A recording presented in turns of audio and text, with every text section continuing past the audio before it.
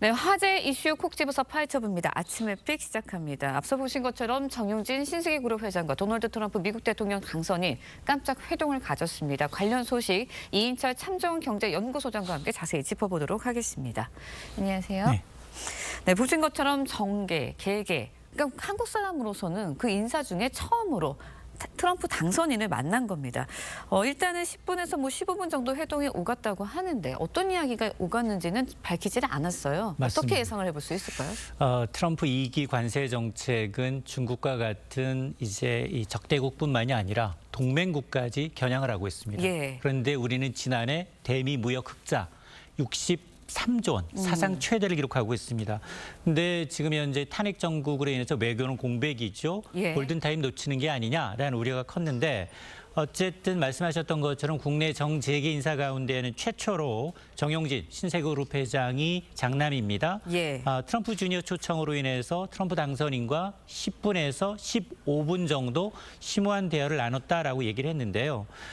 다만 정 회장은 선을 긋고 있어요. 당선인과 한국과 관련된 특별한 언급은 없었다라고 이제 얘기를 하고 있는데 이건 기업인으로서 네. 당선인과 만난 건 사실이지만 전반적인 외교, 경제적 현안을 논의할 만한 자리는 아니다라고 이제 선을 긋고 있는데 그럼에도 불구하고 이번 만남이 트럼프 당선인과의 한국인 정재계 인사 가운데에서는 최초다라는 그렇죠. 점에서 의미를 부여할 수 있습니다. 네, 트럼프 당선인 이제 다음 달이면 1월이면은 취임식을 갖게 됩니다. 그렇다 보니까 정 회장이 정부 요청이 오면 대통령 취임식에 참석할 의향이 있다 이렇게 밝혔거든요.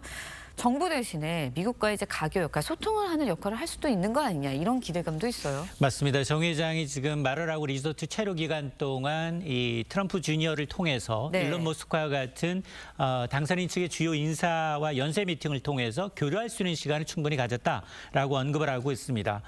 그러다 보니 일각에서는 한미 관계에 있어서 정 회장이 민간 가교 역할을 해줄 것을 좀 기대하고 있는데요. 그러나 이제 원론적으로 그는 개인 사업가로 본인의 역할에 집중했다라면서 선을 긋고 있는 상황입니다. 네. 그럼에도 불구하고 이번 만남이 이제 신세계그룹뿐만이 아니라 한국 기업 전반에 대해서 미국과의 어떤 경제 협력 네트워크를 구축하는 중요한 기회로 보고 있는데요. 특히나 보호무역주의 성향이 강한 트럼프 행정부 출범을 앞두고 선제적으로 네트워크를 확보한 건 한국 기업 전반에 대한 긍정적 여건을 마련한 게 아니냐라는 평가입니다. 네, 그런가 하면은 이제 내년에 정권 교체를 앞두고 있는 조 바이든 행정부, SK 하이닉스에 이어서 삼성전자 반도체 보조금 규모를 확정을 했습니다. 그런데 일단은 규모는 7조 원 규모인데 26% 정도 삭감이 됐다 그래요? 맞습니다. 당초 발표됐던 이제 64억 달러, 그러니까 한 9조 2천억 원보다는 예. 다소 줄었습니다. 26%가량 줄어들었는데 그래서 일부에서는 이게 보조금 지급의 부정적인 이 트럼프 당선인의 눈치 보기 아니냐라는 얘기가 나왔습니다. 하지만 실제로 이제 삼성전자는 오는 2030년까지 당초 440억 달러 투자해서 370억 예. 달러로 약 16%가량 투자 규모를 줄였습니다. 이렇게 대미 투자액을 줄인 건 삼성전자 안팎에서 지금 그렇지 않아도 파운드리, 반도체 위탁 생산 부분은 고객이 떨어져 나가고 있습니다. 이런 걸 감안해서 공장을 짓는 게 과연 삼성전자 안팎에서 능사냐? 그렇지 않다라는 얘기가 나오고 있기 때문인데 다만 투자금 대비 받은 보조금의 지급 비율을 예. 보게 되면 삼성전자가 12.7%, 13%에 육박하게 되는데요. 이는 반도체 기업 가운데 가장 높습니다. 그런데도 삭감이 됐다. 그런데 SK 하이닉스에 대해서는 우리 돈으로 약 6,600억 원에 달하는 보조금 지급하겠다. 최종 계약을 했거든요. 그렇다 보니까 이건 삭감된 금액은 또 아니라 그래요. 맞습니다. SK하이닉스는 오히려 당초 약속받았던 금액보다도 800만 달러, 115억 원을 더 받았습니다. 또 오히려 더 늘었고요. 여기다 직접 보조금 이외에도 대출도 승인이 났습니다. 최대 5억 달러 대출도 지원할 예정이다라는데 이거는 지금 SK하이닉스가 이제 인디애나주에 공장을 짓고 있는데 이 공장과 관련된 부대 시설 설립에 이제 비용을 고려해서 지원금을 확대한 것으로 알려지고 있는데요. 지난 4월이었습니다. SK하이닉스는 38억 7천만 달러, 약 5조 3천억 원을 들여서 미국 애리조나주에 예. 이 패키징 공장을 설립하고 있는데 이 공장 건설에 속도를 낼 것으로 보입니다. 네. 이 공장에서는 6세대 HBM 고대역폭 메모리를 생산할 예정인데요. 인공지능 칩 위주로 고부가가치 제품을 양산한다는 계획입니다. 네, 반도체 시장에서 삼성과 SK 하이닉스에 좀 희비가 엇갈리는 거 아니냐라는 생각이 드는데 미국에서 또 배터리 사업에 대한 지원도 좀 대폭 늘리는 것 같습니다. 관심을 갖는 것 같은 게 국내 배터리 업계에 투자 계획 서두르고 있고 대출도 확대한다고요. 맞습니다. 일단 바이든 행정부가 가능한 한 빨리 자기가 추진했던 법안에 대해서 이제 속도를 내고 있습니다. 그러다 보니까 국내 배터리 기업들도 저리로 미국의 대출을 지원을 받아서 현지 이제 투자 계획을 적극적으로 조율하고 있는데요.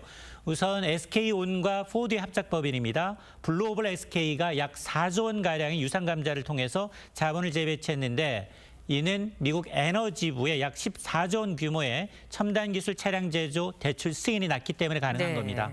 또 삼성 SDI와 스텔란티스 합작 법인이죠.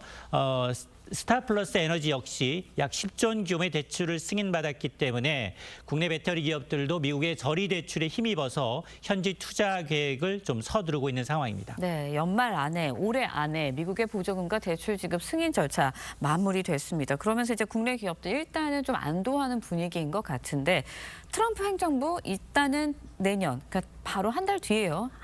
내년 1월이면은 취임을 합니다. 시작이 됩니다. 이것도 변수로 또 작용하는 거 아니냐. 또 이렇게 승인했던 것도 취소하는 거 아니냐. 이런 우려도 있어요. 어떻게 맞습니다. 보세요? 보조금 지급은 지금 후불제입니다. 그런데 이제 보조금 지급이 주로 이제 트럼프 2기 행정부 임기 내 이루어지다 보니까 이런 우려가 나오고 있는데요. 당장 이제 트럼프 당선인조차도 반도체법은 나쁜 법이다. 네. 라면서 보조금을 지급하는 대신에 수입 반도체에다 관세를 부과하게 되면 자동으로 미국 내 반도체 공장을 설립할 것이다 라는 논리를 펴고 있습니다. 그러나 이미 상하원 이제 넘어간 이제 체결된 계약을 일방적으로 파기 좀 하기 어렵고요. 특히나 텍사스주와 같은 공화당 의원들의 경우에는 반도체법 폐기에 반대하고 있습니다. 자, 그러다 보니까 이제 일부는 이제 그럼에도 불구하고 이제 보조금 지급이 이제 트럼프 임기 중에 이뤄진다라는 점에서 추가적인 투자를 더 압박하거나 아니면 이제 지급 조건을 좀 변경할 가능성은 배제할 수 없는 상황입니다. 네, 알겠습니다. 이번에는 환율 이야기도 좀 해보도록 하겠습니다. 환율 지난번에 저희가 이제 1,450원대는 좀 막았다라고 이야기를 했었는데 1,450원대를 기록하면서 결국 1,400원 후반대, 1,500원까지 가는 거 아니냐 이런 우려까지 나오고 있습니다. 어떻게 보세요? 맞습니다. 이제 종가 기준 원달러 환율이 연 이틀 1,450원 선을 넘어섰습니다. 이건 역대 세 번째인데요. 그러니까요. 과거 IMF 외환위기, 글로벌 금융위기 이후 세 번째인데 근데 과거 두 차례는 정말 위기였습니다. 그런데 지금은 글로벌 경제에 큰 충격이 없는데도 불구하고 고환율이 유지되고 있다라는 데인데요. 고환율은 원인은 이제 복합적입니다. 일단 트럼프 2기 행정부 출범을 앞두고 이제 강달러를 막을 만한 이 방법이 없다라는 거고 전 세계적으로 공통적으로 나타나고 있는데 국내에서는 예. 정치적 불확실성까지 가세하고 있습니다. 이러다 보니까 대미 의존도가 높은 이제 이 경제 구조상 원화 가치가 다른 통화 대비 급격하게 지금 떨어지고 있는 상황인데요. 1,450원 선이 뚫린 만큼 예. 일부에서는 1,500원 돌파 가능성을 열어놓고 있는데 투자은행 골드만삭스는 내년 연평균 환율을 1,450원 그리고 노무라 증권은 내년 2분기 1,500원이 뚫릴 수 있다라고 보고 있기 때문에 궁극적으로 정치적 불확실성을 좀 해소하면서 한국 경제 시스템이 좀 정상적으로 작동하고 있다라는 이제 신뢰를 줄 필요가 있어 보입니다. 네, 알겠습니다. 경제 관련 이야기 이인철 참좋은경제연구소장과 함께 자세한 이야기 나눠봤습니다. 오늘 말씀 여기까지 듣겠습니다. 고맙습니다.